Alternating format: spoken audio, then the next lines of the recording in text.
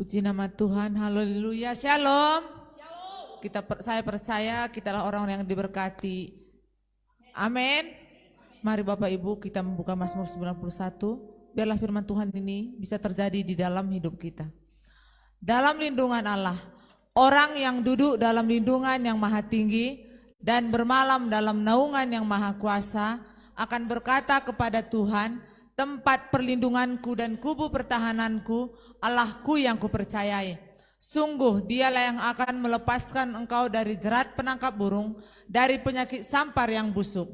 Dengan kepaknya ia akan menudungi engkau, di bawah sayapnya engkau akan berlindung. Kesetiaannya ialah perisai dan pagar tembok. Engkau tak usah takut terhadap kedahsyatan malam, terhadap panah yang terbang di waktu siang, terhadap penyakit sampar yang berjalan di dalam gelap, terhadap penyakit menular yang mengamuk di waktu petang.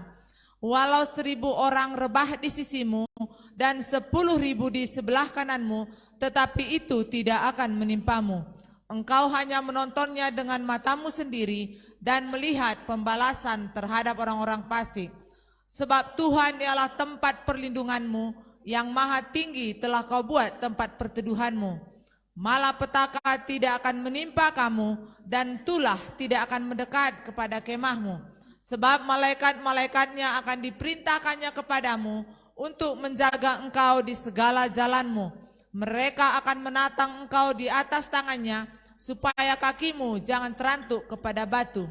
Singa dan ular tedung akan kau langkahi, engkau akan menginjak anak singa dan ular naga. Sungguh hatinya melekat kepadaku, maka aku akan meluputkannya, aku akan membentenginya, sebab ia mengenal namaku. Bila ia berseru kepadaku, aku akan menjawab, aku akan menyertai dia dalam kesesakan, aku akan meluputkannya dan memuliakannya. Dengan panjang umur akan kukenyangkan dia, dan akan kuperlihatkan kepadanya keselamatan daripadaku. Amin. Baik, mari bersama-sama kita memperkatakan 5 arti dari Pentakosta yang ketiga. Pentakosta ketiga, 1. Pentakosta ketiga adalah pencurahan Roh Kudus yang dahsyat di zaman ini melebihi yang terjadi di Azusa Street. 2. Pentakosta ketiga akan mengakibatkan penuaian jiwa yang terbesar. Dan yang terakhir, sebelum Tuhan Yesus datang kembali. 3. Pentakosta ketiga akan membangkitkan generasi Yeremia, yaitu anak-anak muda yang dipenuhi Roh Kudus, cinta mati-matian kepada Tuhan Yesus, tidak kompromi terhadap dosa, dan akan bergerak untuk memenangkan jiwa. 4. Pentakosta ketiga lahir di Indonesia dan bergerak ke bangsa-bangsa. Gerakan ini dari timur ke barat dan akan kembali ke Yerusalem. 5. Pentakosta ketiga akan memberikan kuasa untuk menyelesaikan amanat agung Tuhan Yesus, dan setelah itu Tuhan Yesus datang kembali. Amin. Mari Bapak Ibu kita sama-sama bangkit berdiri. Biarlah kita menari untuk memuliakan nama Tuhan. Amin. Amin.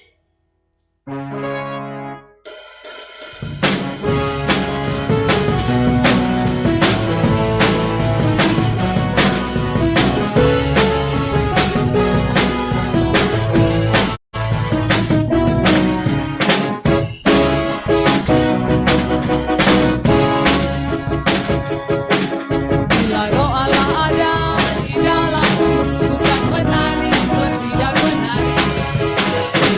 Allah ada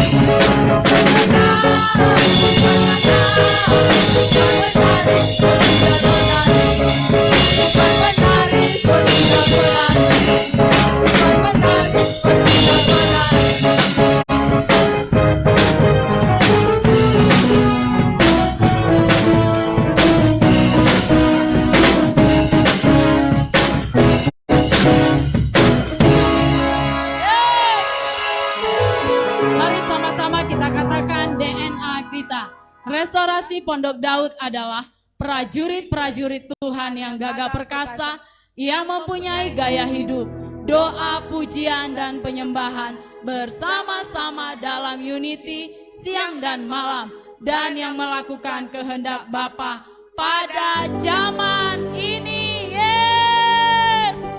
Saya percaya kita semua siap untuk menyembah Tuhan hari ini. Amin. Mari kembali, silakan duduk.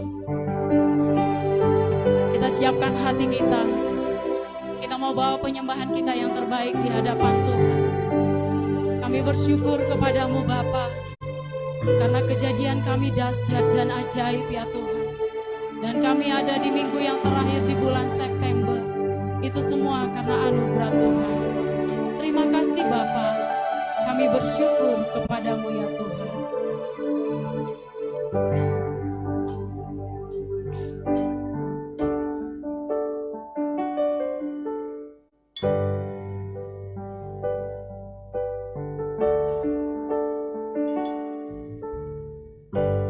Banyak yang kau perbuat di dalam hidupku, rancangan indahmu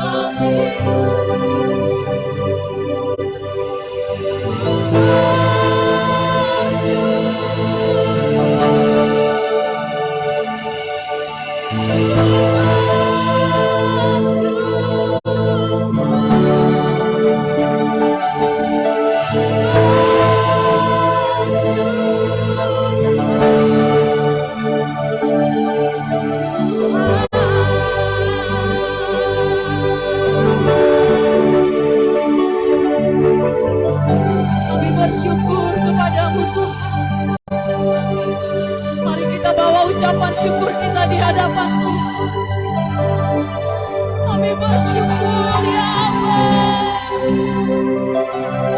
Kami bersyukur. Kami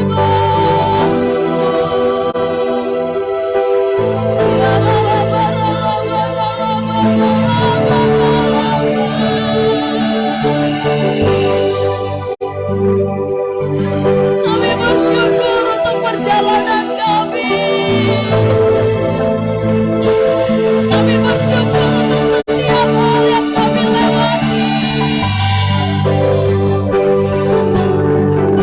Kami bersyukur.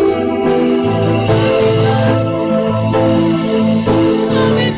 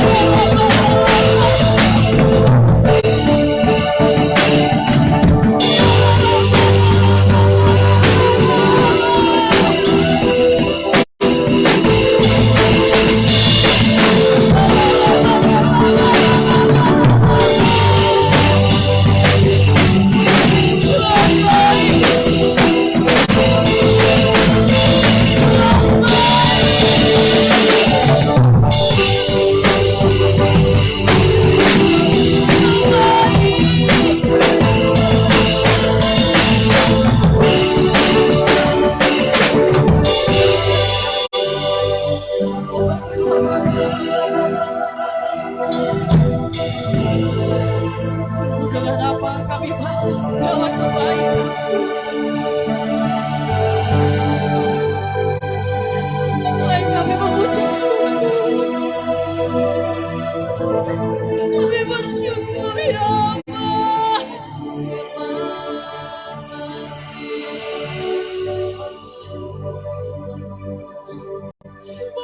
Terima kasih ya Tuhan. Dengan apa kami balas kebaikan-Mu.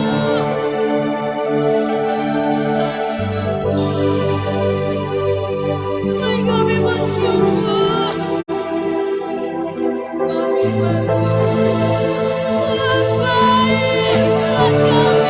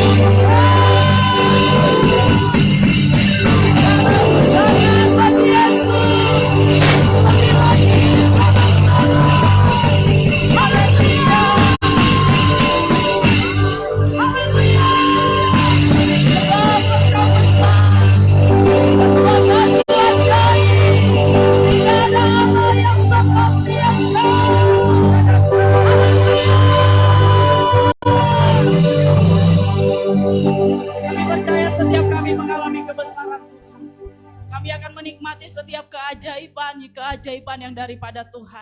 Terpujilah namamu Bapa, di dalam nama Tuhan Yesus Kristus. Kami mau lebih lagi bersuka cita dan bersorak-sorai bagi nama Tuhan. Di dalam nama Tuhan Yesus Kristus, kita yang diberkati bersama-sama kita katakan, amin. Boleh tepuk tangan buat Tuhan. Bapak Ibu siap untuk bersuka cita, amin. Amin. Amin. Amin. Yang siap untuk bersuka cita, mari sama-sama kita bangkit berdiri. Kita mau bersuka cita kepada Tuhan. Sebab Dia baik bahwasanya untuk selama-lamanya.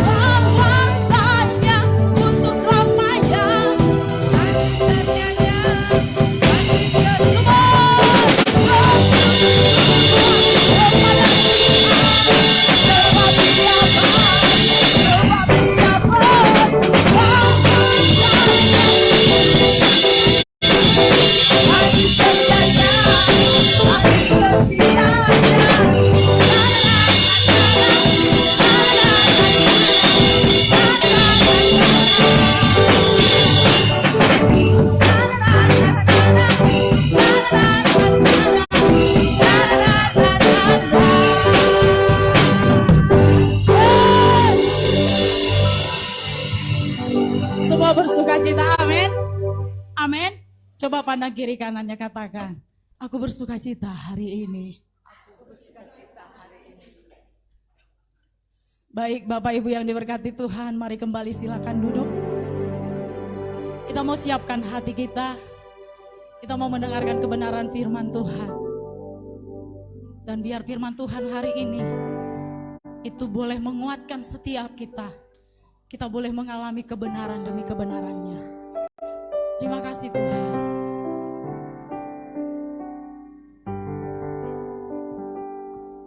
Ada panggilan Allah, ada panggilan Tuhan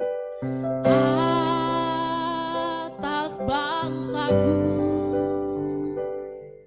Ada panggilan Allah, ada panggilan Tuhan untuk generasiku.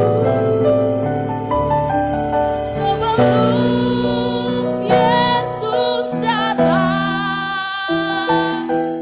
ada panggilanmu atas hidupku. Ada panggilan Allah, ada panggilan Allah, ada panggilan Tuhan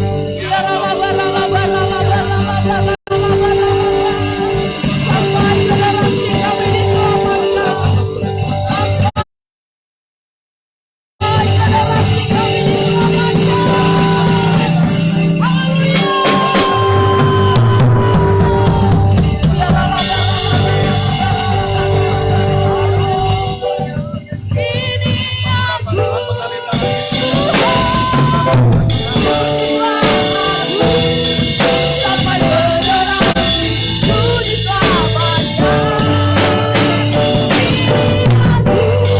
Kami mengundang Bapak Ibu bersama-sama bangkit berdiri. Kami mengundang Bapak Ibu sama-sama bangkit berdiri. Ini aku, putus aku sampai bergerak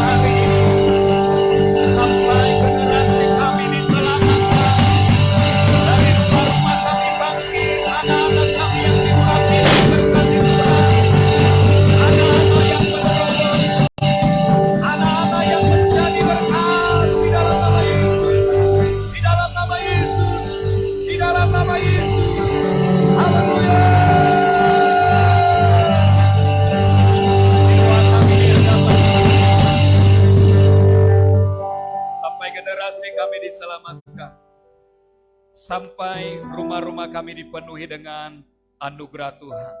Dan dari anak-anak kami, bangkit hamba-hamba Tuhan yang diurapi, bangkit pengusaha-pengusaha yang diberkati, bangkit pemimpin-pemimpin yang diberkati oleh Tuhan. Di dalam nama Tuhan Yesus Kristus, kami bersyukur. Haleluya. Bersama-sama kita katakan, amin. Sekali lagi berikan tepuk tangan Bapak Ibu Saudara. Kami menyambut Bapak Ibu Saudara yang baru pertama sekali beribadah di tempat ini pada siang hari ini. Tuhan Yesus memberkati Bapak Ibu Saudara, amin. Dan juga pendatang baru, stok lama. Haleluya.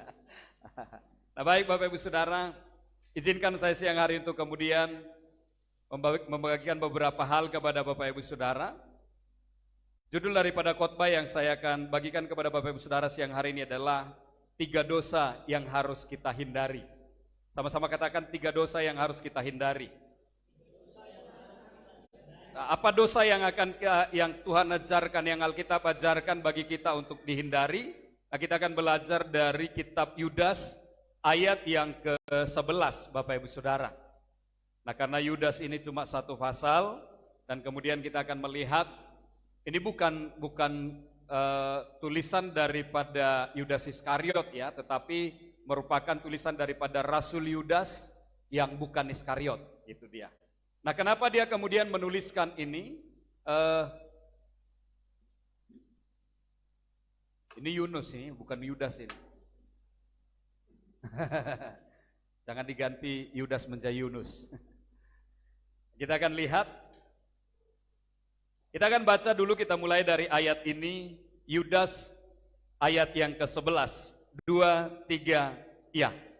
Celakalah mereka, karena mereka mengikuti jalan yang ditempuh Kain, dan karena mereka, oleh sebab upah, menceburkan diri ke dalam kesesatan Bileam, dan mereka binasa karena kedurhakaan seperti Korah.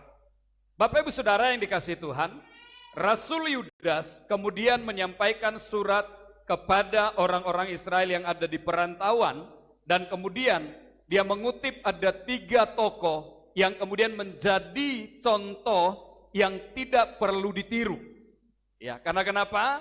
Karena contoh ini membawa kemudian kehancuran di dalam perjalanan mereka. Perlahan-lahan kita akan melihat yang pertama, siapa itu Kain. Nah Bapak Ibu Saudara, kalau Bapak Ibu Saudara melihat di dalam Kejadian pasal yang ke-4, bicara tentang keturunan daripada Adam, ketika masih hanya 4 orang saja manusia itu di bumi, maka kemudian ada sebuah kisah yang dicatat, perjalanan 2 bersaudara ini. Dan Bapak Ibu Saudara, Kejadian 4 ayat yang ke-3 dan ke-4, kemudian dikatakan seperti ini.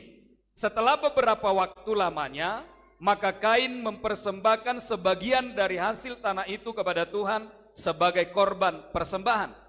Sampai di sini Bapak Ibu Saudara, kita tidak akan melihat ada sesuatu yang salah. Tentu kalau kita kemudian berpikir, kalau kemudian Kain mempersembahkan korban di hadapan Tuhan, bukankah itu sesuatu yang baik? Bukankah itu sesuatu yang luar biasa? Karena Bapak Ibu Saudara, harusnya memang setiap kita harus mempersembahkan korban yang terbaik. Yang pertama, korban yang terbaik adalah hidup kita, tubuh kita. Karena dikatakan persembahkanlah tubuhmu sebagai persembahan yang hidup, yang kudus, dan yang berkenan kepada Allah. Ayat yang kelima, Bapak Ibu Saudara, ayat keempat. Coba di next. Habel juga mempersembahkan korban persembahan dari anak sulung kambing dombanya, yakni lemak-lemaknya, maka Tuhan mengindahkan Habel dan korban persembahannya itu. Kalau Bapak Ibu Saudara ketika membaca ayat ini, dua ayat ini, kemudian Bapak Ibu Saudara kita melihat dua bersaudara ini adalah merupakan orang yang mengingat Tuhan di dalam perjalanan hidupnya. Ketika kemudian Kain diberkati dari hasil pertaniannya, maka dia mempersembahkan sebagiannya di hadapan Tuhan. Ketika kemudian Habel Tuhan memberkati Habel di dalam peternakannya, maka dia mempersembahkan anak sulung daripada kambing dombanya, yakni lemak-lemaknya kepada Tuhan. Dan Alkitab mencatat Tuhan mengindahkan persembahan daripada Habel. Tetapi kita melihat ayat yang kelima, tetapi Kain dan korban persembahannya tidak diindahkannya. Lalu hati Kain menjadi sangat panas dan mukanya muram. Perhatikan baik Bapak Ibu Saudara, apakah Tuhan pilih kasih? Apakah Tuhan kemudian pilih bulu sehingga ketika Kain mempersembahkan korban, Tuhan tidak berkenan? Dan ketika kemudian Habel mempersembahkan korban, kemudian Tuhan berkenan? Atau apakah Tuhan lebih senang persembahan yang dipersembahkan dari lemak-lemak daripada dari hasil pertanian? Nah Bapak Ibu Saudara, pertanyaan ini akan muncul di dalam benak kita ketika kita melihat kisah ini.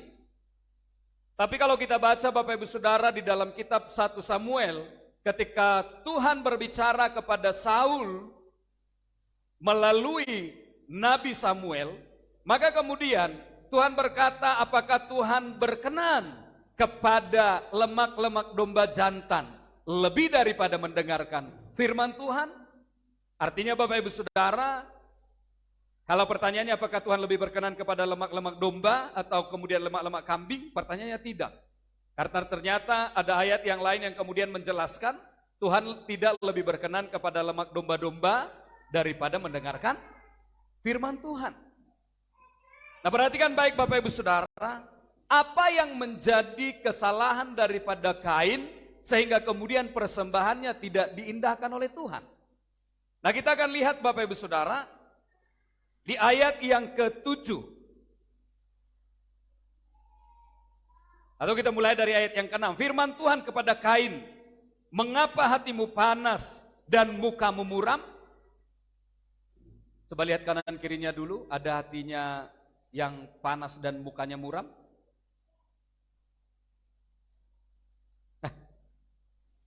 Ada sukacita di sebelahnya? Coba tanya dulu, ada enggak sukacita? Amin.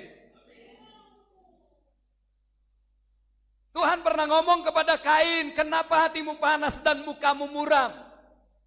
Karena ayat yang lain Bapak Ibu Saudara mencatat begini, apa yang ada di dalam hati kita akan dicerminkan dari air wajah kita. Jadi ketika hati seseorang panas, maka itu kemudian tercermin dari wajahnya. Makanya Bapak Ibu Saudara saya bilang tadi, coba lihat kanan kirinya ada enggak yang wajahnya muram. Kalau wajahnya muram berarti hatinya lagi panas. Tapi kalau wajahnya berseri-seri, perhatikan ini ayat 7. Apakah mukamu tidak akan berseri jika engkau berbuat baik? Tetapi jika engkau tidak berbuat baik, dosa sudah mengintip di depan pintu, ia telah sangat menggoda engkau, tetapi engkau harus berkuasa atasnya.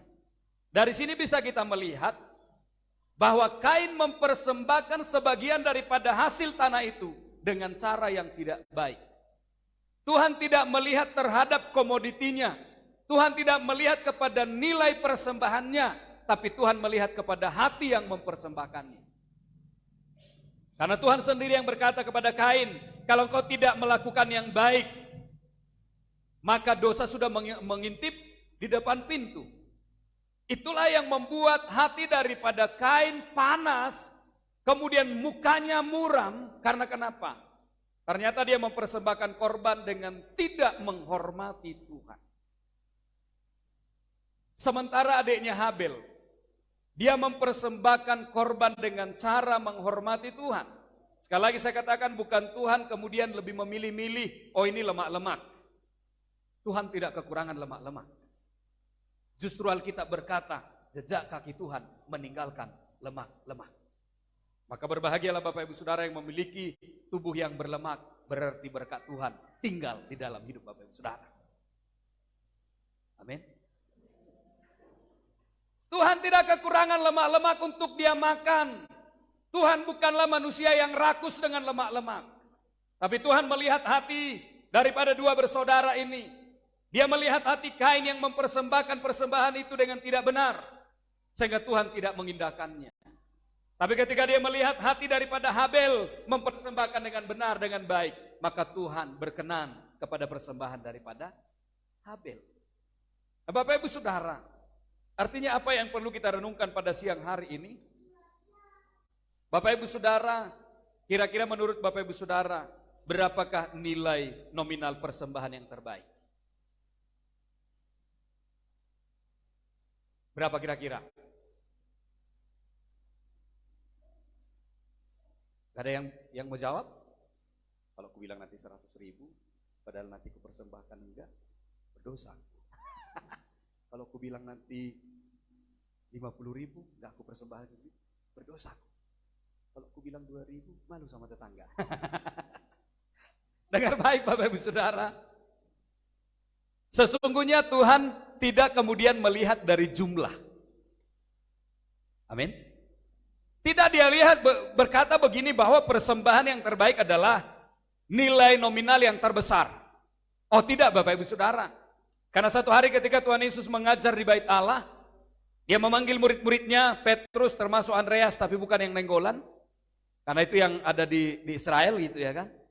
Kemudian bertanya, Petrus, kira-kira menurutmu persembahan siapa yang paling besar? Persembahan daripada orang-orang kaya itu atau persembahan daripada janda itu? Petrus yang mirip dengan saya, yang berpikir juga sering sekali berpikir menilai jumlah daripada uang, langsung berkata, persembahan orang kaya itu Tuhan. Dan kalau mungkin Bapak Ibu Saudara juga ditanya,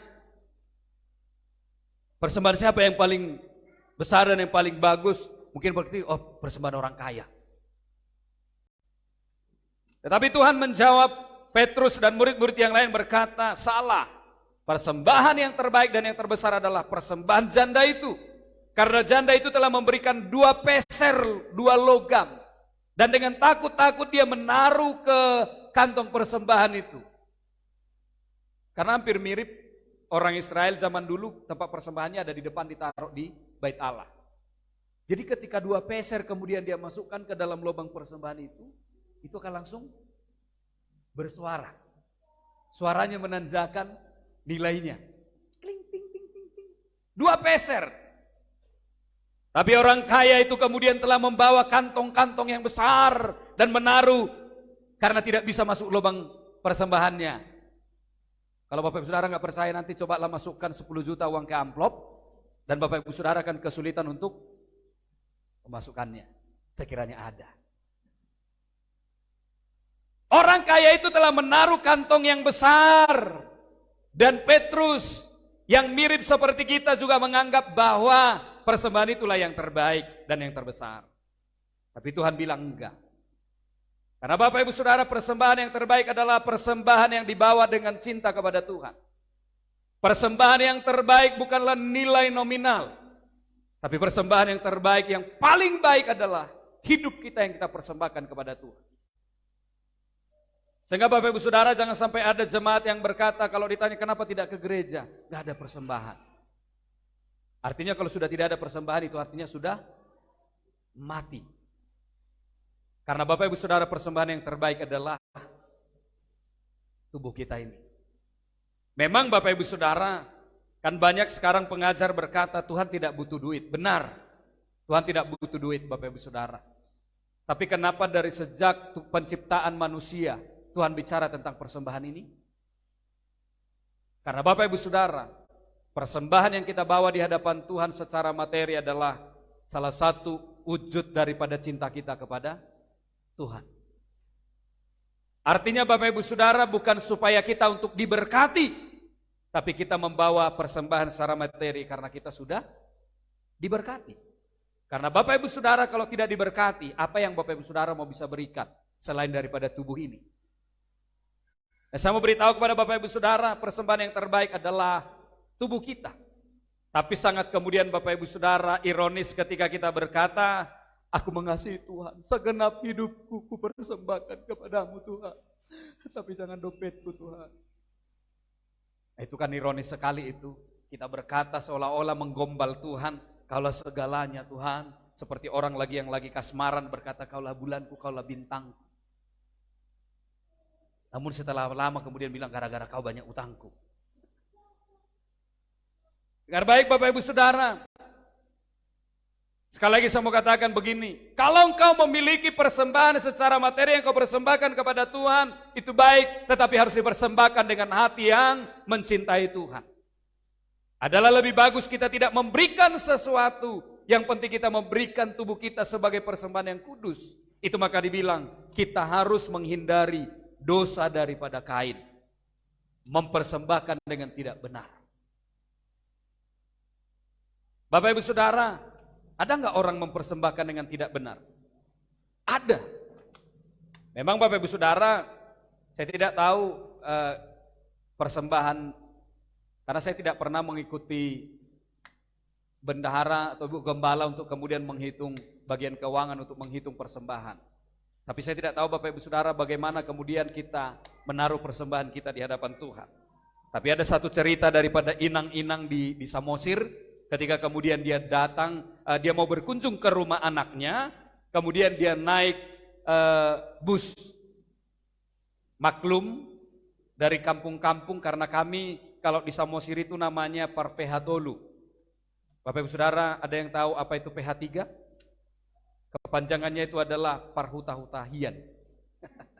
Artinya itu orang kampungan. Kemudian inang ini naik bus dari Siantar mau ke Medan. Ketika kemudian kondekturnya lagi menagih ongkos, maka dia tariklah dari sakunya sebuah lembaran uang yang sudah kumal-kumal dan sudah hampir terpotong. Kemudian dia kasih kepada kondektur, dan kondektur berkata, ini nggak laku inang, nggak laku lagi ini. Lama mereka berdebat, inang ini berkata, ini uang. Siapa bilang ini nggak uang? Negara menciptakan ini. Kemudian kondekturnya bilang, iya itu uang, tapi uang yang sudah tidak laku inang, karena itu sudah koyak. Di samping mereka ada juga satu orang Namboru yang kemudian rajin ke gereja. Yang kelihatan rohani tapi rohana. Kemudian langsung dia bilang, apa kalian ribut ini Eda? Ini udah aku kasih ongkosku. Kemudian dia nggak mau terima. Kemudian coba kulihat. Datang Namboru ini bilang, sini biar kutukar, besok masih bisa ini persembahan. Saya pernah Bapak Ibu Saudara kemudian mendampingi salah satu bendahara gereja menghitung uang. Di gereja lain, bukan di gereja ini ya. Bapak Ibu Saudara, setiap minggu ketika kemudian dia mengumpulkan persembahan, dia harus kesusahan kemudian nyetrikai uang yang kemudian persembahan itu. Kadang Bapak Ibu Saudara, tidak tahu ya kenapa, apakah karena salah cabut atau bagaimana. Setengah masuk ke dalam persembahan, setengah lagi nggak tahu di mana. Jadi Bapak Ibu Saudara begitu banyak seperti itu. Jadi setiap minggu harus disetrika dulu uang itu, karena kemudian ketika memasukkannya ke kantong persembahan kemudian diulek kemudian ditaruh ke kantong kolektif. Itu saya lihat Bapak Ibu Saudara bertahun-tahun. Saya pikir aduh gimana ya. Mudah-mudahan Bapak Ibu Saudara yang ada di sini tidak pernah memberikan persembahan secara uang seperti itu. Jangan diulek-ulek Bapak Ibu Saudara. Lipatlah dengan bagus. Dan kalau saya bilang begini, usahakanlah Bapak Ibu Saudara memberikan yang layak dan pantas. Amin. Jangan berpikir gak diterima tukang parkir, besok masih bisa persembahan ini. Karena Bapak Ibu Saudara, apa yang kita persembahkan baik tubuh kita, baik kemudian secara materi, adalah merupakan salah satu tanda penghormatan kita kepada Tuhan. Katakan amin. Yang kedua Bapak Ibu Saudara, dosa apa yang kemudian Tuhan bilang yang perlu kita hindari? Kalau yang pertama adalah dosa daripada Kain, mempersembahkan korban dengan tidak benar, dan kemudian dia menjadi pemarah. Dan tidak tanggung-tanggung Bapak Ibu Saudara karena kemarahannya melihat daripada persembahan Habel diterima Tuhan. Kemudian dia bilang begini, Bel, ayo jalan-jalan ke padang yuk. Habel yang baik, yang tulus berkata, ayo bang, jalan mereka. Kemudian berjalanlah si Habel di depan. Ternyata kemudian Kain sudah bawa palu-palu. Begitu kemudian Habel berjalan di depan langsung gepak. Dia pukul kepala daripada Habel sampai mati. Perhatikan baik Bapak Ibu Saudara. Ketika Tuhan bilang, Kain, di manakah adikmu Habel? Oh, tiba-tiba dia sepertinya pura-pura, apakah aku penjaga adikku? Tapi Tuhan bilang begini, tanah yang telah mengangkat mulutnya menerima darah adikmu berteriak-teriak kepadaku. Perhatikan baik Bapak Ibu Saudara, ketika kita mengizinkan sesuatu yang tidak baik tinggal dalam hati kita, hati-hati itu bisa berubah menjadi pembunuhan. Karena Bapak Ibu Saudara, orang yang seperti Kain itu maka dikatakan celakalah mereka yang mengikuti jalan yang ditempuh oleh Kain. Karena kemarahan sampai dia bunuh itu Habel. Adik kandungnya, masih 4 orang mereka manusia. Tapi karena kemarahan, perhatikan baik Bapak Ibu Saudara, hati-hati karena kemarahan ini. Kitab Amsal berkata begini, siapa yang lekas naik darah berlaku bodoh, tetapi orang yang bijaksana bersabar. Coba bilang kanan kirinya, yang sabar kawan. Jangan langsung cepat-cepat naik darah, sikit-sikit. Iya, anak ini nih. Amsal 14:29 berkata, orang yang sabar besar pengertiannya, tetapi siapa cepat marah membesarkan kebodohan. Bapak Ibu Saudara, orang akan terlihat pintar ketika kemudian dia suka diam. Udahlah gak apa-apa. Walaupun terkadang memang karena bodoh.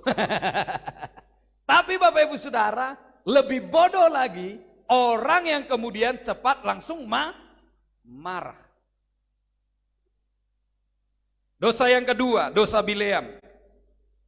Ada di sini yang namanya Bileam? Di Papua ada namanya satu distrik namanya Lembah Bileam. Bileam ini sebenarnya adalah nama yang bagus karena Bileam ini adalah seorang abdi Allah, seorang nabi Allah. Tentu kalau dia seorang nabi Allah, Tuhan suka bicara kepada dia dan Tuhan dekat dengan dia.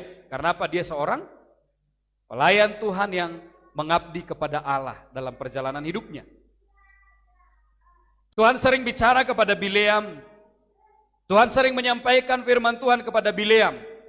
Tapi Bapak Ibu Saudara, satu ketika kemudian terjadi ketika orang Israel keluar dari Mesir ke tanah Kanaan, maka kemudian Balak bin Beor, raja daripada orang Kanaan, salah satu daerah Kanaan, mendengar orang Israel datang, dan dia tahu orang Israel disertai oleh Tuhan, sehingga kemudian dia berkata kepada pegawainya, pergilah ke rumah daripada Bileam abdi Allah itu, mintalah kepada dia supaya dia datang mendampingi aku untuk mengutuki orang Israel. Karena aku tahu siapa yang dia kutuk akan terkutuk, siapa yang akan diberkati. Bayangkan Bapak Ibu Saudara, Bileam adalah seorang hamba Tuhan yang luar biasa. Siapa yang dia kutuk maka akan terkutuk, siapa yang dia berkati akan diberkati. Balak bin Beor tahu itu, maka kemudian dia menyuruh orang menemui Bileam. Hari pertama Bileam masih berkata, oh tidak, aku tidak akan pergi mengikuti engkau. Pulanglah. Balak berpikir, ini kalau kayaknya ada yang kurang ini. Kemudian dia panggil lagi pegawainya, sini dulu. Kalau begitu bawa emas, bawa lembu, bawa kambing domba. Bawa semuanya kepada dia. Yang banyak. Begitu kemudian Bileam melihat persembahan itu Bapak Ibu Saudara. Aduh, mulai kusur-kusur. Adilalo kan sayang kalau butuh sewa gereja. Itu kalau kita sekarang. Adialo kan ugalah. Kemudian dia mulai bilang, tunggulah semalaman ini di sini. Aku akan bertanya kepada Tuhan, apakah dia akan berkenan untuk mengutus aku bersama-sama dengan engkau. Bukankah dia sudah tahu firman Tuhan? Tapi dia izinkan satu malam karena Bapak Ibu Saudara dia mulai mikir dulu. Dia mulai hitung pakai kalkulatornya. Adilalo kene mau tuh kak kita. Tapi kalau dia ladat kai pekari. Kesempatan gak datang 2 kali. Akhirnya Bapak Ibu Saudara, dia mulai kemudian Tuhan tetap ngomong gak boleh. Tapi dia mencoba bilang gak apa-apa. Tinggal lagi dulu di sini. Aku mau bertanya lagi kepada Tuhan. Kira-kira Tuhan mau gak hatinya berubah? Gak apa-apa. Kalau demi engkau dapat itu, gak apa-apa. Pergilah. Tapi karena dia mekeng, Tuhan bilang udah pergi. Tapi itu sudah kemarahan Tuhan. Ketika Bileam jalan, malaikat menghadang keledainya dengan pedang yang bernyala-nyala. Ingin menghabisi Bileam di jalan. Ketika kemudian, perhatikan baik Bapak Ibu Saudara. Ketika Bileam sudah tertuju kepada uang, kepada harta yang dibawa oleh utusan Raja Balak, maka kemudian Bapak Ibu Saudara, pengenalan dia, pertemuan dengan Tuhan dalam hidupnya hilang. Karena ketika malaikat berdiri dia sudah tidak bisa melihat, tapi keledainya melihat. 3 kali keledainya menyingkir. Kemudian disudutkannya dia ke dinding jalan. Sampai akhirnya dipukul oleh Bileam lah keledai itu. Pak! Barulah keledainya berkhotbah. Kemudian keledainya bilang, pernahkah aku melakukan sesuatu yang tidak baik bagimu? Kaget Bileam. Perhatikan baik. Ketika kemudian seseorang cinta uang dalam hidupnya, maka kemudian dia akan kehilangan kebenaran di dalam dirinya. Karena Bapak Ibu Saudara, apalagi ini sudah dekat pemilu. Februari 2024 kita sudah masuk pemilu. Akan ada orang berkata, kalau mungkin, karena Bapak Ibu Saudara ada orang berkata begini, kalau di zaman ini Bapak Ibu Saudara, beberapa bulan ini, tiba-tiba ada banyak orang baik yang datang ke rumahmu bahkan bawa sembako, ketahuilah itu karena dia caleg. Yang sebelumnya nggak baik, tiba-tiba baik. Halo ribu, buka beritahu. Betah dong ya nomor telu. Ulah lupa. Kemudian masuk mulai amplop putih. Kalau amplop coklat kebesaran. Makanya amplop putih yang jalan. Ada orang yang akan berkata, ya dibagi 5 saja sadawari kali 300.000, bisa ada 500 juta. Terakap kelai, janari buat Siti Mai pe kopi sada bulan lenga tentu dat hasilnya saya. Dengar baik Bapak Ibu Saudara, ketika kita mulai tertarik dengan sesuatu yang tidak baik itu, maka hati kita mulai terkontaminasi. Sehingga kita kehilangan pengurapan Tuhan dalam diri kita. Saya mau berkata kepada Bapak Ibu Saudara, ini bukan kampanye, ya. Tapi saya mau berkata begini, sebagai gembala jemaat GBHOR Kabanjahe, saya kemudian mengingatkan Bapak Ibu Saudara, jangan menerima suap dalam pemilihan yang akan datang ke depan, pemilihan bupati, pemilihan DPR, DPRD, kemudian pemilihan presiden. Jangan bilang terakap. Bileam telah kehilangan kemuliaan Tuhan dari dalam dirinya, Bileam telah kehilangan pengurapan Tuhan dari dalam dirinya, karena dia coba bermain-main dengan persembahan yang dibawa oleh utusan daripada Raja Balak. Akhirnya Tuhan bilang, gak apa-apa, pergi aja. Tapi Tuhan mau menghabisi dia. Bapak Ibu Saudara, ketika Tuhan bilang begini, pergilah, aku menyertai engkau. Itu baik. Tapi ketika sudah bilang, pergilah, aku mau binasakan engkau di jalan. Itu bahaya Bapak Ibu Saudara.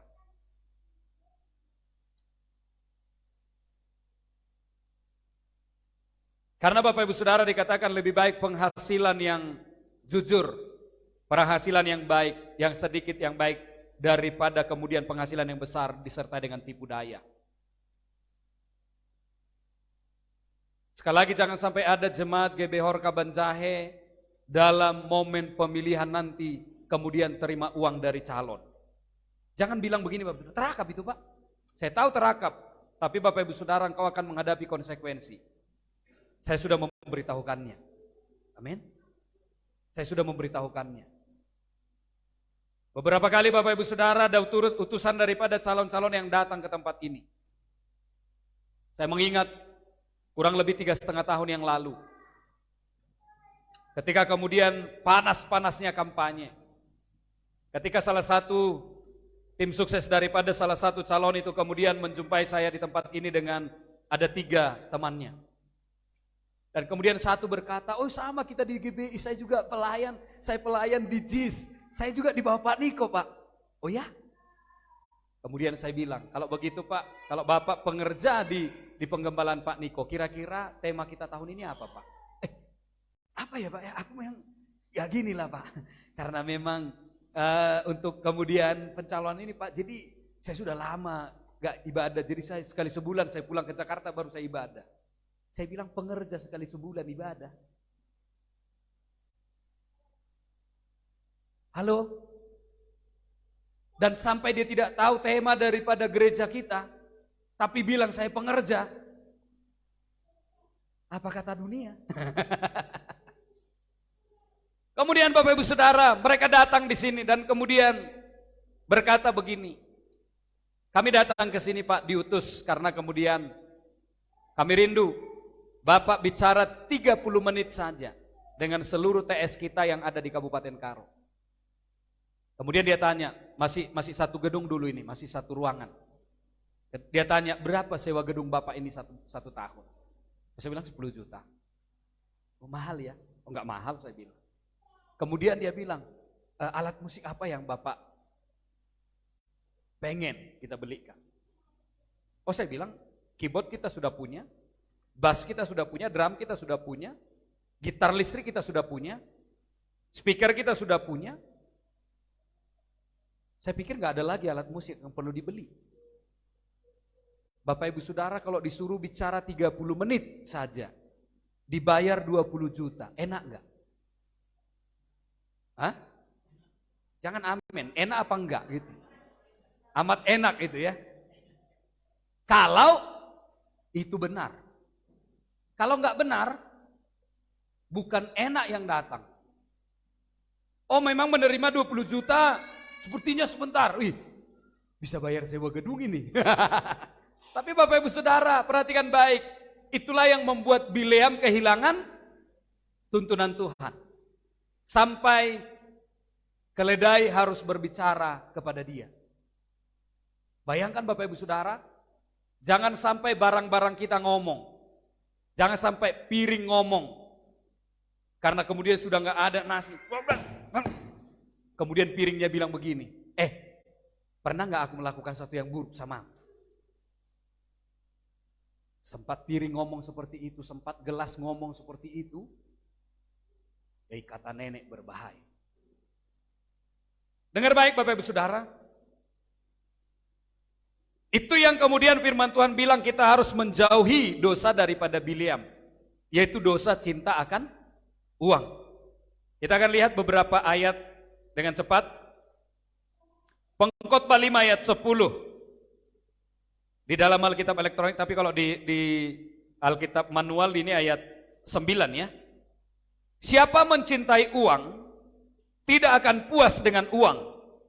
Dan siapa mencintai kekayaan, tidak akan puas dengan penghasilannya. Ini pun sia-sia.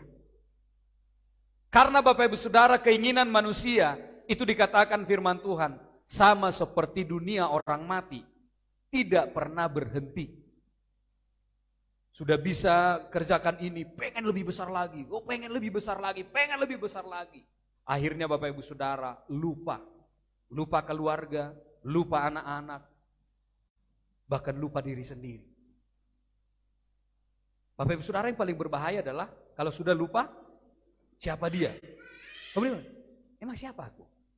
Siapa aku? Udah gak kenal dengan dirinya, gak kenal dia. Apalagi dengan Bapak Ibu Saudara. Kalau dengan dirinya saja dia gak kenal lagi, apalagi dengan keluarganya. Dengar baik Bapak Ibu Saudara, 1 Timotius 6 ayat 10. Karena akar segala kejahatan ialah cinta uang.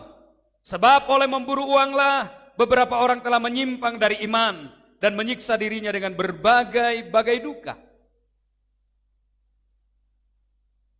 Karena kejar uang, segala cara. Pokoknya dapat uang, mau menipu teman, mau menipu saudara. Tidak peduli Bapak Ibu Saudara. Maka senjata yang paling ampuh menghancurkan kekeluargaan di tahun 2023 adalah uang.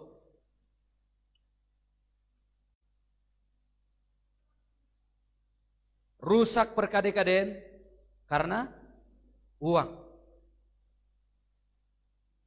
Lanai si perkuanan, turang naras beruna, perban, set. Karena Bapak Ibu Saudara, saya sudah sering sampaikan ini supaya Bapak Ibu Saudara disegarkan. Karena biasanya keinginan ketika kemudian butuh uang itu, waduh waktu awalnya, ribu, uji lekel kamu kida, senyum dupe, adikku nih nayon duwe, tempat-tempat jumpa ras Tuhan Yesus kuakap, malam kelbas busuk we, nanti ribuan daeng goku, naik kuping na, kepekan UUD. Ujung-ujungnya duit. Pinjam lah, saya nuri lebih ribu. Sada bulan minta, sada bulan. Sada bulan sidah dengayona. 2 bulan bulan aja. Maka Bapak Ibu Saudara, hati-hati dengan roh cinta uang. Jangan sampai Bapak Ibu Saudara kalau orang lain melakukan itu kepada kita, tapi jangan kita sampai melakukan lagi kepada orang lain. Bilang kanan kirinya. Gak usah kuat-kuat. Itu dosa yang kedua yang perlu kita hindari. Dosa yang ketiga itu adalah dosa Korah. Tadi katakan pertama Kain, kedua Bileam, dan ketiga itu adalah Korah. Siapakah Korah itu? Bapak Ibu Saudara pernahkah membaca di dalam kitab Mazmur dikatakan Mazmur Bani Korah? Korah ini adalah seorang yang lumayan pintar. Dan dia adalah seorang yang pintar juga nyanyi. Karena dia adalah seorang penyanyi memang. Dia pintar main musik. Korah ini adalah orang yang kemudian ikut bersama-sama dengan Musa keluar dari Mesir menuju tanah Kanaan. Waktu dia ada di Mesir menjadi budak, dia tidak pernah berpikir untuk keluar karena dia tidak punya kekuatan. Dan dia juga tidak diutus oleh Tuhan. Karena Tuhan tidak berfirman, Korah bangkitlah, bawa bangsa Israel keluar dari sini, enggak. Tapi Tuhan mengutus Musa untuk membawa bangsa Israel keluar dari Mesir. Tapi baru beberapa hari dalam perjalanan keluar dari Mesir, kemudian dia mulai ngomong kepada Musa, Lah bukan saja pakai Tuhan nak. Kami pakai Tuhan nga. Lah bukan saja urapi Tuhan. Galangan urapan Tuhan bas kami. Mulai kemudian dia berontak. Mulai kemudian dia tidak mau disuruh oleh Musa lagi. Sampai kemudian hati Musa mulai pahit. Dan kemudian Tuhan berfirman kepada Musa, pisahkan dirimu dari mereka. Kemudian Musa bilang, oke, besok kita akan melihat siapa yang dipilih Tuhan, kamu atau aku. Maka kemudian besoknya mereka mengadakan acara dan berkata, siapa yang memilih Korah, silakan berdiri bersama-sama dengan Korah. Dan ada 250 orang yang mengikuti dia. Mereka berdiri dan berasa, akap dukin kem saja pakai Tuhan. Kami beloh nah. Lah bukan saja beloh nak. Tuhan bilang pisahkan. Dan Musa berkata, siapa yang mengikuti saya, silakan berdiri di belakang saya. Jadi di padang gurun itu mereka berhadap-hadapan. Dan Tuhan bilang, kemudian Tuhan mengangkat tanah dan memasukkan 250 orang bersama-sama dengan Korah, Datan, dan Abiram ditelan bumi. Dan setelah itu bumi tertutup. Dengar baik Bapak Ibu Saudara, kenapa kemudian Yudas memperingatkan kita hati-hati dengan dosa daripada Korah, dosa pemberontakan. Dosa pemberontakan adalah dosa ketidaktundukan kepada otoritas. Di rumah tangga, istri enggak tunduk kepada suami. Suami yang jadinya tunduk kepada istri. Tapi bukan di sini, itu di sana sini yang ada. Asal kencang go ndaharana ngerana. Ulah sempat ngerana, lo sempat kok ngerana. Itu makanya ada sekarang sinetron suami-suami takut istri. Gumelala kalak karor ban TikTok. Maka ulampoy ning kuburu ginting. Pengoto aduh, gundaring gua aku nuci. Mereka yang buat bukan aku ya. Sebab aku ngumpoy buru semua orang bukan buru ginting. Saya lihat itu, engkai maka sasaran tembak buru ginting enda teku. Tapi buru ginting si enda nggak bertobat. Membagi Pak. Amin dia nandangi bertobat. Epe bujur kange. Sitik-sitik lagi ya roba. Amin. Ketika saya dengar apanya maksudnya orang ini. Pernah nggak dengar Bapak Saudara itu TikTok orang karo itu? Aduh saya pikir nanti kalau saya bilang lagi ini di Merawaka kare buru ginting handai teku. Tapi ya, oga bahan. Singempoi buru ginting serbanca. Di TikTok labo aku. Dengar baik Bapak Ibu Saudara.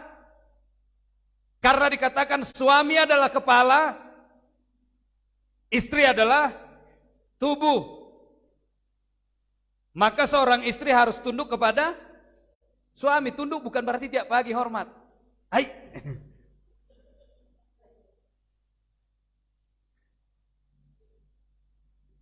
Bapak Ibu Saudara jangan berpikir ketika kemudian Bapak Ibu Saudara mencoba suka-suka sebagai seorang istri di rumah, maafin yang istri-istri, karena memang Tuhan bilang suami adalah kepala, istri adalah tubuh, dan istri harus tunduk kepada suami. Saya lagi mengajar BPN ya, saya bilang nggak ada alasan untuk berkata, Alkitab nggak bilang kamu boleh tunduk kalau suamimu baik, kalau nggak baik tendang aja, enggak, tanduk aja, enggak. Tapi firman Tuhan bilang tunduklah kepada suamimu sama seperti kepada Kristus. Artinya kalau seorang istri tunduk kepada suami, itu artinya dia takut akan Tuhan. Tapi kalau dia nanduk, hari-hari, di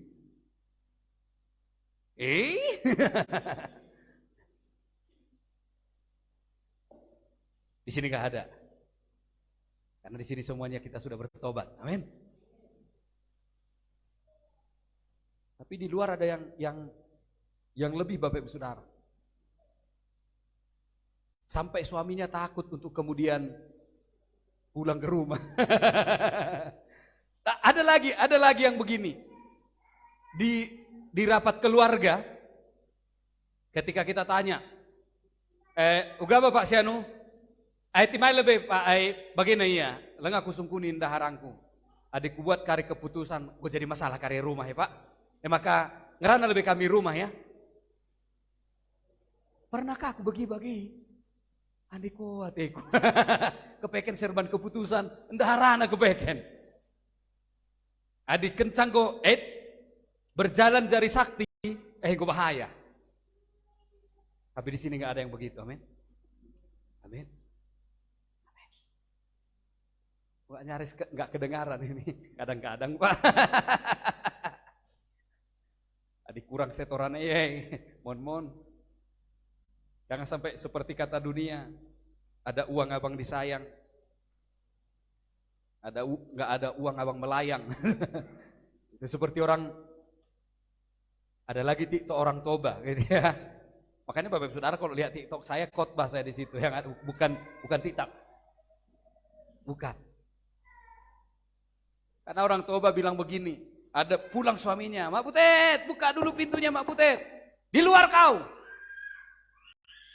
Kemudian suaminya bilang begini, gak apa-apa kalau aku tidur di luar gak apa-apa, yang kutakutkan nanti uang yang kubawa ini dirampok orang. Barulah kemudian istrinya bilang, boru nenggolan, saya punya tadi itu Pak Butet. Udah kupanaskan ya air mandianmu, minum apa kan Pak Butet? Entah tasmu kubawa ya, entah tasmu kubawa. Kalau enggak bawa uang, di luar kau tidur katanya. Tapi karena dibilang enggak apa-apa, aku di luar tidur. Tapi uang ini nanti diambil orang. Wah langsung, punya itu tadi.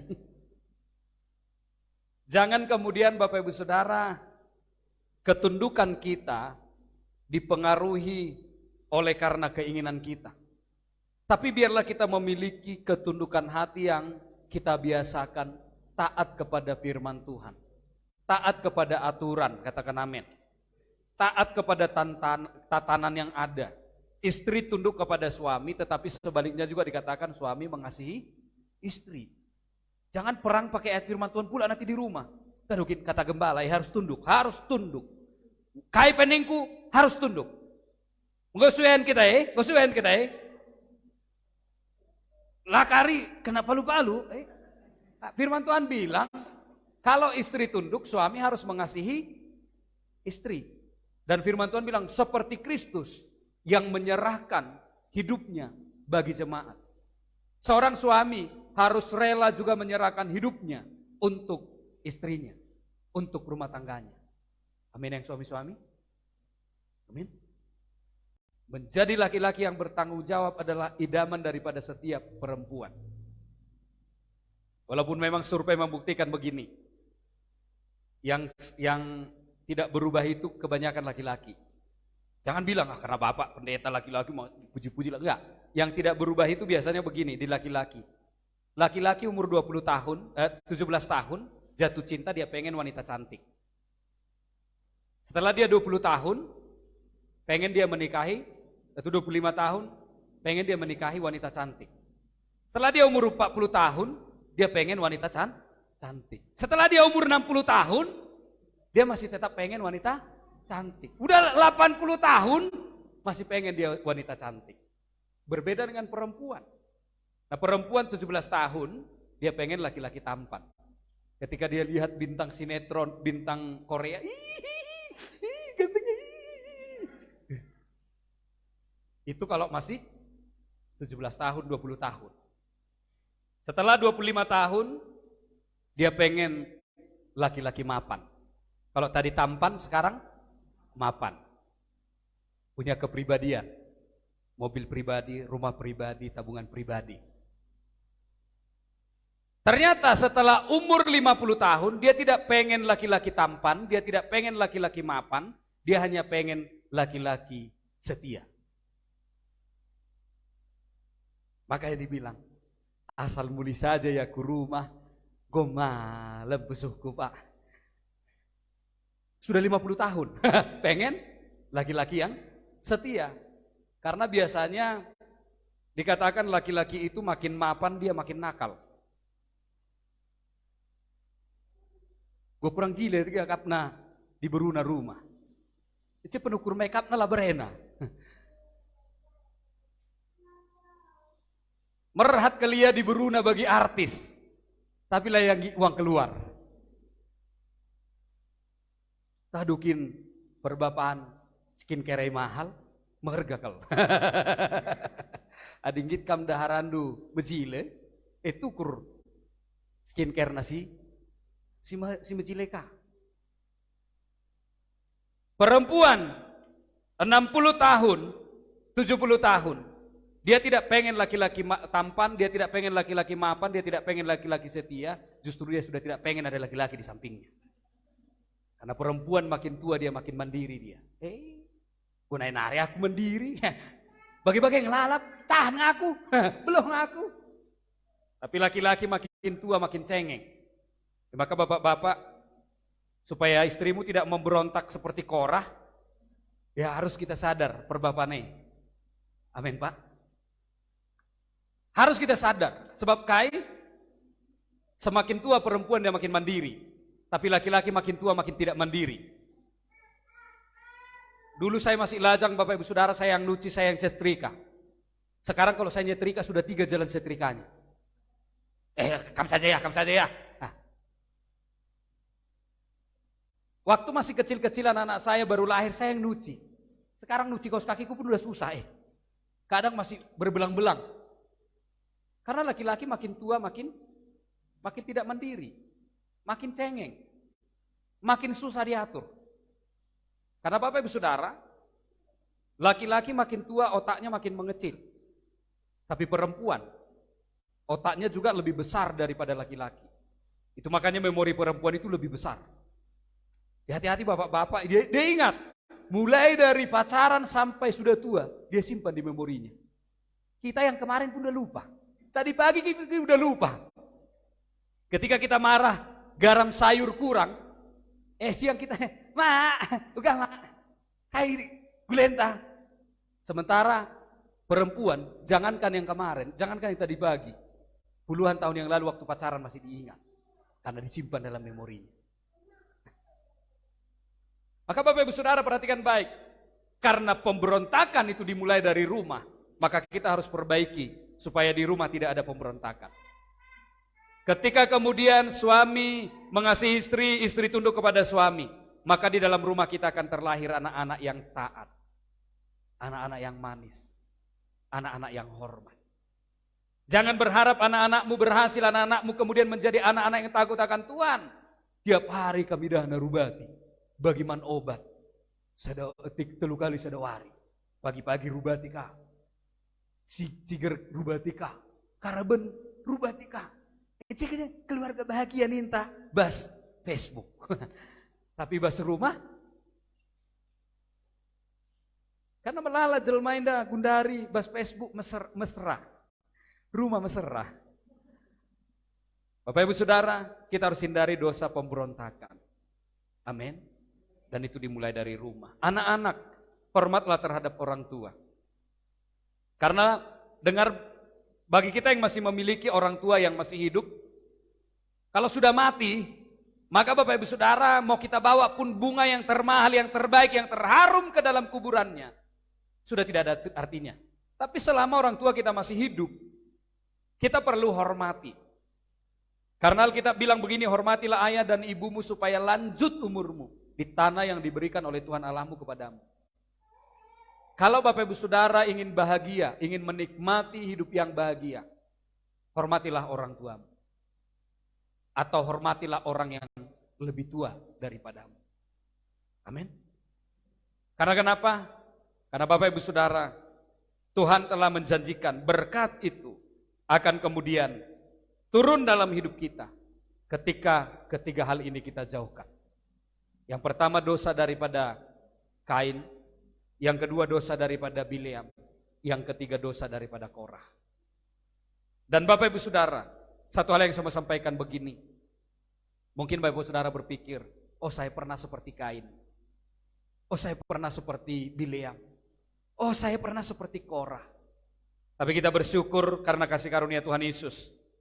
Saya tutup di sini. Yesaya 53 ayat 3 sampai 6. tetapi dia tertikam oleh karena pemberontakan kita. Dia diremukkan oleh karena kejahatan kita. Ganjaran yang mendatangkan keselamatan bagi kita ditimpakan kepadanya, dan oleh bilur-bilurnya kita menjadi sembuh. Kita sekalian sesat seperti domba, masing-masing kita mengambil jalannya sendiri, tetapi Tuhan telah menimpakan kepadanya kejahatan kita sekalian. Bersyukurlah karena kasih karunia Tuhan Yesus, pemberontakan kita diampuni. Bersyukurlah karena kasih karunia Tuhan Yesus dengan mati di kayu salib, kesesatan kita diampuni dan kita dibawa kembali untuk menikmati berkat Tuhan. Saya jemput kita bangkit berdiri bersama-sama Bapak Ibu Saudara. Sesungguhnya Alkitab berkata tidak satu pun di antara kita ada yang benar. Karena kita dilahirkan dari dosa. Bahkan ada banyak kesalahan-kesalahan yang terjadi dalam perjalanan hidup kita. Pada saat ketidakmengertian kita, pada saat ketidaktaatan kita, ketika kita kemudian melupakan Tuhan dalam hidup kita, atau ketika kita mulai berontak, kita marah kepada Tuhan, karena kita berpikir doa kita tidak dijawab oleh Tuhan. Tapi siang hari ini, kita bersyukur untuk kasih karunia-Nya.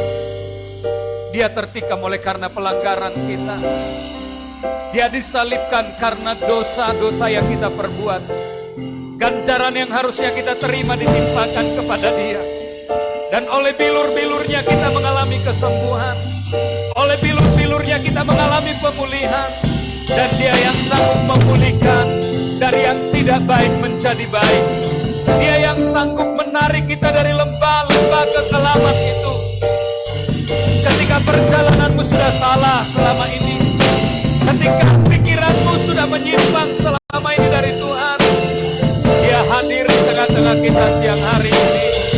Tangannya terbuka untuk memberkati, tangannya terbuka untuk menolong, dan Dia menaruh tangannya di atasmu dan memberkati engkau.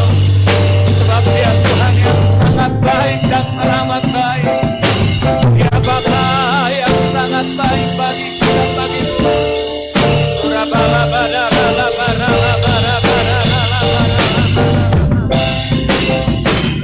Sampai Tuhan membuka pintu-pintu anugerah-Nya. Dia membuka pintu surga bagimu siang hari ini. Bawa seluruh pergumulanmu di hadapan-Nya. Bawa yang menjadi doa-doamu kepada Tuhan. Percayalah, ada jawaban di dalam tangan-Nya yang kudus. Tuhan menyediakan bagimu pertolongan tepat pada waktunya. Dia yang membuka pintu pemulihan. Dia memulihkan rumah tanggamu. Dia memulihkan ekonomimu. Dia memulihkan kesehatanmu. Dan Dia yang mengulurkan tangannya hari ini dan berkata, anakku, aku memberkati engkau. Dia ada di tempat ini. Dia sedang menghampiri engkau. Dalam kesedihanmu, dalam pergumulanmu, Dia memberikan engkau kekuatan. Dia mencurahkan teguran manis baru. Roh Kudus sedang mengalir. Roh Kudus sedang bekerja. Roh Kudus sedang bekerja. Dengan limpahnya, dengan limpahnya. Terima dengan iman pemulihan daripada Tuhan. Terima dengan iman. Dia memperbaiki. Dia memperbaiki. Dia memperbaiki. Dan Dia mendengarkan doamu hari ini. Di dalam nama Tuhan Yesus, rumah tangga yang menghadapi persoalan, aku berdoa, rumah tanggamu dipulihkan, rumah tanggamu dipulihkan, rumah tanggamu dipulihkan oleh Tuhan. Di dalam nama Tuhan Yesus. Bara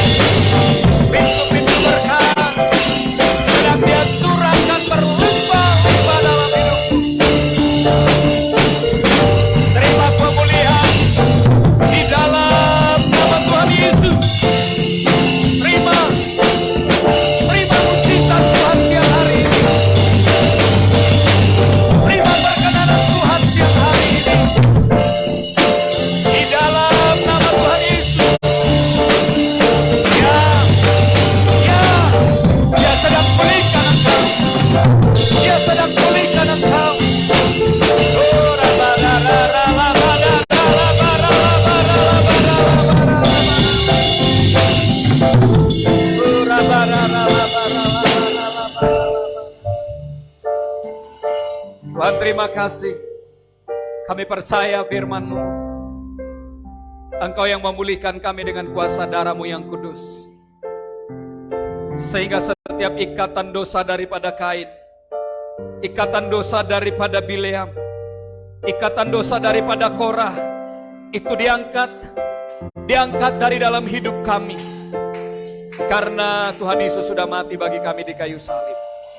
Dan kami mau persembahkan hidup kami menjadi persembahan yang kudus di hadapan-Mu ya Tuhan. Kalau sebentar kami akan membawa taburan kami di hadapan-Mu, biar kiranya Engkau memberkati setiap tangan-tangan kami Tuhan, sehingga persembahan kami menjadi persembahan yang menghormati Tuhan dari dalam hidup kami. Terpujilah nama-Mu Bapa. Ini doa kami. Dalam nama Tuhan Yesus Kristus, kami siap memberikan persembahan kami. Haleluya, bersama-sama kita katakan amin. Baik, Tuhan Yesus memberkati Bapak Ibu Saudara. Mari kita membawa taburan kita di hadapan Tuhan. Dan Bapak Ibu Saudara, ada beberapa pengumuman sekali lagi akan saya umumkan kepada Bapak Ibu Saudara.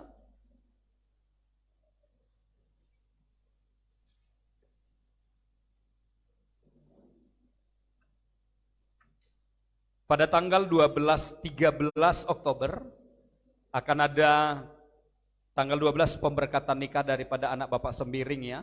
Dan akan dilakukan di GBKP 3 Baru. GBKP 3 Baru ya Karo ya. Tanggal 12 jam 3 sore. Jam 3 sore apa jam 2 ya? Jam 3 apa jam 2? Jam 2. Jam 2 sore. Nah Bapak Ibu Saudara, supaya nanti kita saling mengingatkan satu dengan yang lain. Dan juga jemaat-jemaat yang tidak hadir supaya kita boleh saling mengingatkan. Tanggal 12 jam 2 sore di GBKP 3 Baru. Dan kemudian acara adatnya tanggal 13 di Jambur Rudang Mayang ya. Rudang Mayang apa di Rudang Mayang ya.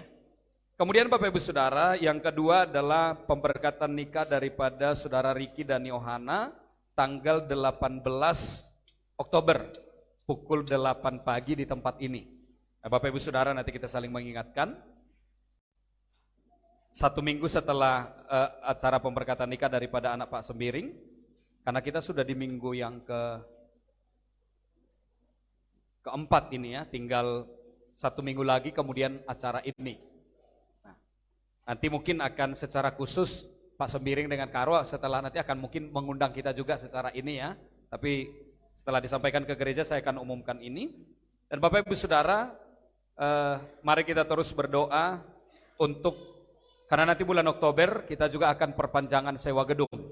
Nah, Bapak Ibu Saudara, kita berdoa Tuhan yang mencukupkannya. Amin.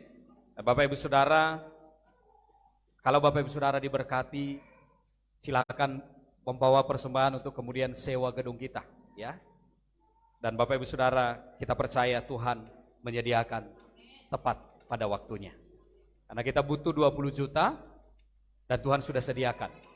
Tinggal kita menunggu diberikan, kan gitu dia kan. Tuhan Yesus memberkati Bapak Ibu Saudara. Bergabunglah dengan ibadah kul dan juga ibadah doa setiap hari Sabtu di tempat ini. Mari kita bangkit berdiri bersama-sama. Kita akan mengakhiri ibadah kita pada siang hari ini. Kiranya Engkau memberkati aku berlimpah-limpah.